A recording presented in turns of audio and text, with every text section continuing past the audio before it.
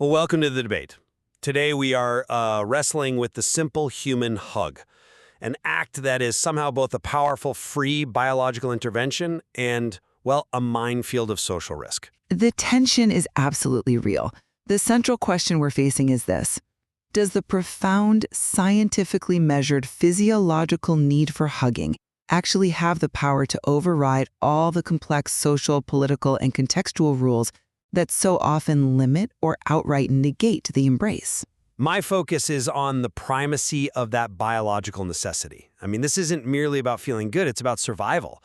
The evidence proves that the health benefits we get from physical touch are a fundamental human requirement. And I would counter that social protocol and cultural context are the absolute gatekeepers. If society dictates the terms of the hug, when, where, and for how long, then all those intended biological benefits often become, completely inaccessible. We really need to give the science its due weight here. This is a natural painkiller capable of reducing blood pressure, strengthening the immune system. Crucially, research shows that a sustained hug, hitting that 20-second mark, doesn't just stimulate oxytocin, it activates the parasympathetic nervous system, which actively inhibits the cortisol stress response.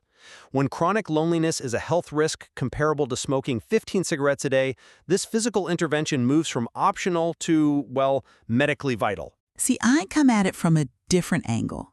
That claim ignores the environmental and psychological constraints. The physiological mechanics are sound, I'll grant you that, but only in a vacuum. The hug is not a universal prescription. Its execution is just fraught with social failure. We have the Cringe files as proof, from the royal protocol breaks involving heads of state to the visible agony in forced political embraces.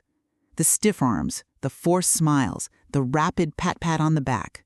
That visible aversion means the stress relief is zeroed out before the hug even begins. But that stiffness is the very friction we have to overcome.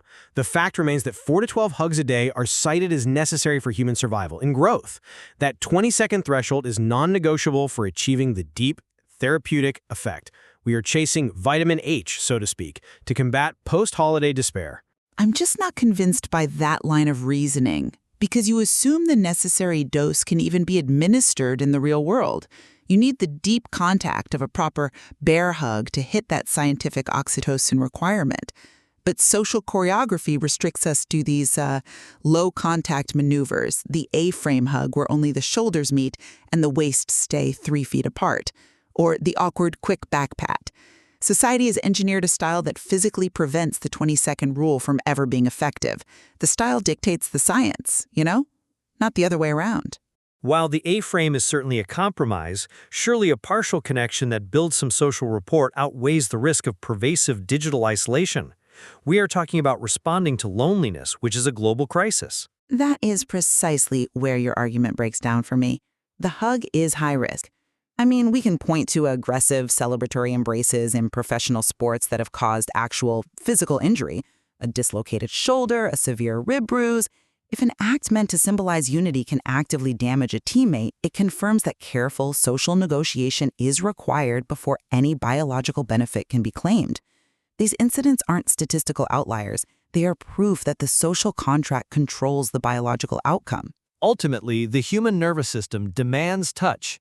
The data demonstrating sustained oxytocin release and cortisol suppression is a fundamental biological directive that must be addressed, regardless of the accompanying cultural awkwardness.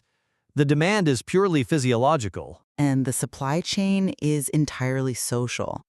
The scientific prescription for 8 hugs a day is worthless if the pharmacist's society is constantly refusing to fill the order due to protocol failure or fear of, cringe.